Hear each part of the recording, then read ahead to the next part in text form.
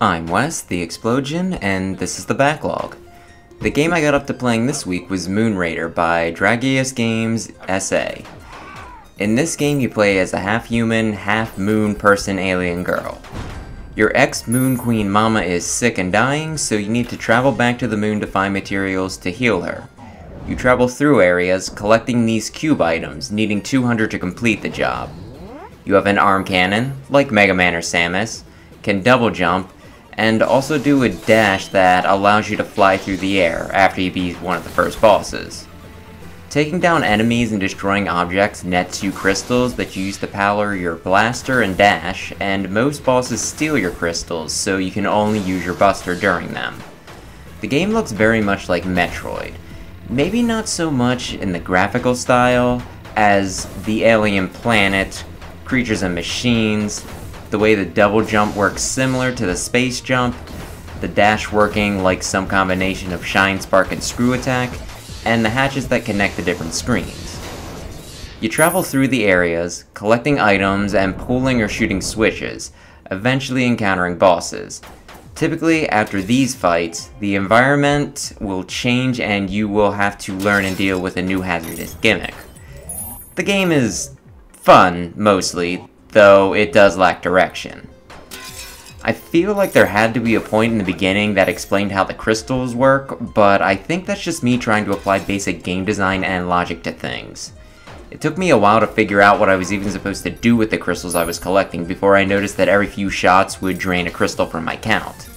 When I was out of crystals, such as in boss fights when they were stolen, I could still shoot, though not dash, but as far as I could tell, my shots still did the same thing even when I was on empty. I beat the whole game without understanding how one of the main game mechanics work. There are also some hidden areas where there was little to no danger, where the purpose seemed to be just to refuel on crystals, but given that you can only hold up to 99 at a time and there were many more than that most of the time, I'm not sure what the point was. Were they planning something else for these areas but couldn't implement their original idea? I don't know. Then there were the 200 items I was supposed to collect. At the end of the game, I had like 130 or 140 of them, but when I beat the final boss, he dropped the big one that maxed me out to 200. Without it giving me a specific number, I was left wondering whether there was a limit, like maybe it would have only given me 100, so if I didn't have half of the amount I needed, I would have just failed the mission. Or if it would have maxed me out regardless, thus making all the ones I went out of my way to find pointless. There are also small aliens in jars that you can free for a small boost in crystals, and at the end, some of them were in the final room to celebrate my victory. Not nearly as many as I had saved though. Was this something else they were planning to do more with, but had to settle for a more basic reward? I also had to learn, on my own, by accident, that you can bounce off of and hurt some enemies with the spinning double jump, but not with the simple single jump. You also can't shoot while you're doing the double jump and only shoot while during the single jump. But anyway, you also have to learn by dying which hazards and attacks will do damage and which will just straight up insta-kill you. Some seem obvious, like the lava, but it took me several encounters to find out that the wheel enemies that you encounter are one-shots. There's just a lot that's not explained. The game can also be kind of frustrating because you get saved after entering a screen with whatever you walk in with. While this makes it easy enough to retry areas, since some places can be stingy with crystals and health refills, this can lead to you being stuck in less than ideal conditions and having to decide whether to muddle through or just grind a previous screen to refill your stuff. Then there's the switches, which, when activated, will shift the screen to show what changed.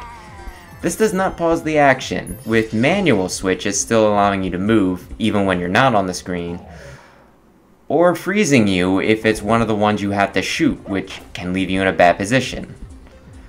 I did enjoy the game, and its short length did prevent things from overstaying its welcome, but this does bring up a problem I have with talking about indie games. The game lacks polish and is very rough around the edges, but feels like a very solid proof of concept. A lot of indie games fall under these conditions, with independent studios just not having the resources to have as complete a game as the big boys. So, I wonder, do I criticize its faults and possibly turn someone off to the game? Or encourage people to pick it up because I see a lot of potential in the good that is there, so that maybe the studio does well and can maybe get, enough sales they can execute their ideas more fully. Given the small audience I have now, it's probably not worth worrying about too much. It's unlikely that this video will move the needle either one sale in the positive or negative, but on the off chance this channel does ever gain any traction, I want to be prepared to be fair to the things that I play. Hopefully, as I continue doing these videos and play more and more indies in addition to the big titles, I can get more nuanced and a more fair way to review them, giving credit where it's due but also not feeling compelled to just gloss over issues with the games. Oh, and here's the super overpowered dash move that you can just kind of freely move around with and kill most enemies in a single hit with. It's no wonder that crystals drain really quick when you use it. That's kind of like the only real reason why you even need the damn things, at least as far as I can tell. And that's the only game this week, but I did read 3 books, though only one was a novel. The first was a Kirby Artbook. It was very lovely, and I enjoyed seeing all the pieces and being reminded of so many games that I loved, along with a few that I didn't. There's very little text in the book, but when it's there, it's very difficult reading. Not because of complicated words or concepts, but just because of how small the letters were. My vision is good, and even I struggled. Really have to wonder what they were thinking. That said, this isn't the sort of book you get for the articles, so if you like Kirby, you'll probably like this book. Then there was the Mega Man Robot Master Field Guide, Updated Edition. This book covers all of the Robot Masters, playable characters, support units, and other major figures from the classic Mega Man series. It gives details such as whose robot each is, what number they're cataloged as, what their weapon and weakness is, and then an entry describing the robot's abilities and personalities. There's some interesting and bizarre details here, such as how Sunspot brushes his teeth and what foods some robots like, which raises some questions as well. As the book title indicates, there was a previous edition to the book. This one was updated to include characters from Mega Man 11, as well as adding some extra info to a few of the entries. It's a great collectible item for fans of the super fighting robot, but I can't imagine someone who's not getting much use out of it.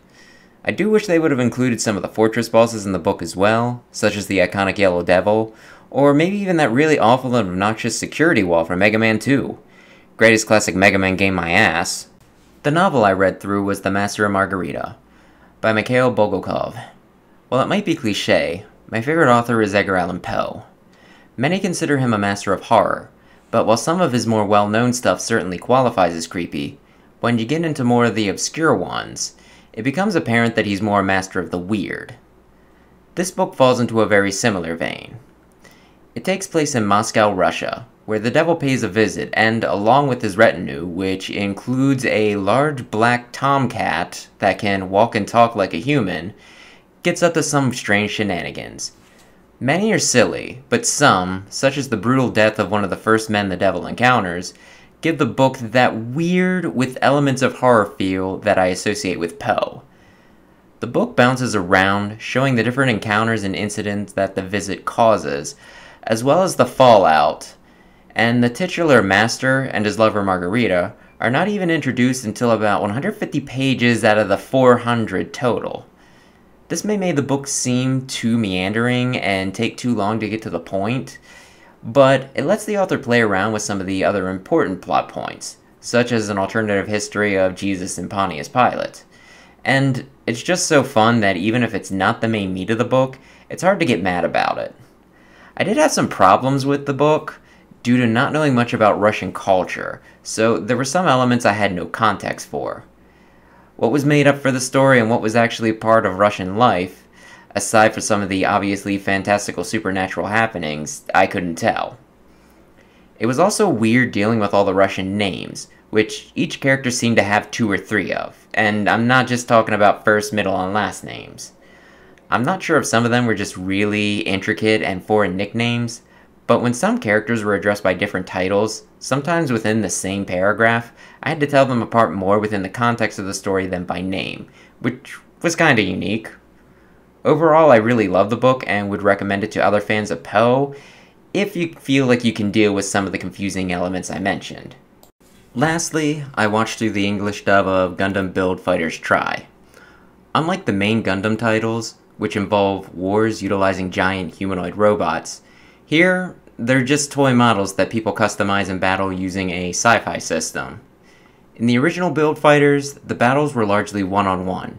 Here, fighters form teams of 3 to battle. The main team focused on is a group of middle schoolers, a martial artist using a custom Burning Gundam, a professional model builder that uses a custom Zeta Gundam, and the only female member of the team, the club president who uses what I believe is an original SD model named the Winning Gundam. The series follows them through the Japan Under-19 tournament. The competition is single elimination, which makes the whole thing pretty predictable, but given that this Gundam title is more child-focused, this is probably fine. That said, the dub is really bad. I'm reminded of the Pokemon Sun and Moon dub, though this manages to exceed the terribleness of even that. The main character talks in what sounds like a rough New England accent, which sometimes lapses into what sounds like a half-assed British or Australian accent, then at other times sounds like a really bad Brooklyn accent. I keep saying sounds like because it's so bad and fluctuating that I can't pin it down, and if I tried to attribute it to one in particular, it would feel like an insult to those who actually use them. I really hate it. Then there's this one guy from Osaka, which is normally depicted as a southern accent, which they draw attention to, his dialect even. But he just talks in a stiff New England one that sounds like it's being run through a more advanced speech processor, just a few steps away from sounding like Microsoft Sam. Most other major characters have at least passable voices, but minor ones have really bad cartoon ones. It sounds like they just pulled someone from out of the hallway and said, "Okay, do a fat, stupid guy voice. Okay, now a British one. Okay, now a guy who is slightly buzzed." On top of all that, a lot of the pronunciations sound either wrong or inconsistent. As an example, I'm not sure how many different ways I heard the main character's Sekai said. Then there's even some English words, like exhibition instead of exhibition, that don't even sound right. The H should be more subtle, making me wonder where they found the people to voice this. There's also just how the dialogue is translated. I'm not sure if they just did a more literal translation in this dub, but most lines just don't sound right. I'm sure they sound fine in Japanese, and when I watched the sub previously, I think they worked in text as well, but somehow the English lines just take an anime that was stupid, but in a fun way, and make it just plain stupid instead. They could have probably reworked some of it, and the voice work certainly didn't help this either. There's so many other children's anime and cartoons out there with excellent, even if sometimes silly, voice acting. Maybe Gundam is just not popular enough in the West to hire a cast for this diverse of a set of characters, but it's still disappointing. I expected more. All that said though, I don't think kids will notice. Plus, if you're an adult Gundam fan, you can also get a kick out of this anime, seeing a bunch of mobile suits that would never encounter each other otherwise do battle, and seeing what sort of new and custom units show up. There's also a fair bit of references to the mainline Gundam titles that fans can watch out for. If you like Gundam, or want to introduce a child to the series, I recommend it, though either with being ready to read or just learn a whole language to do so. So that's it for this week. No games got taken off the list, but none got added on either, which has happened before. This one feels like more of a filler episode.